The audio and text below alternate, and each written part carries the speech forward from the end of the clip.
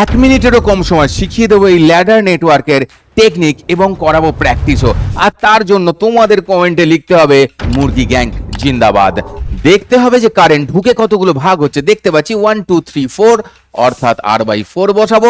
তারপরে আবার যখন কারেন্ট বেরিয়ে আসছে তখন আবার দেখো 1 2 3 4, তখন আরেকটা r/4 বসাবো, দুজনের মাঝখানে একটা প্লাস দিয়ে দেবো, অর্থাৎ এর ইকুইভ্যালেন্ট রেজিস্ট্যান্স হয়ে গেল r/2। এবার প্র্যাকটিসের খেলা দেখে নাও, এইখান দিয়ে এ আর বি এর মধ্যে বের করতে বলেছে কারেন্ট ঢুকে গেলে কতগুলো ভাগ হচ্ছে।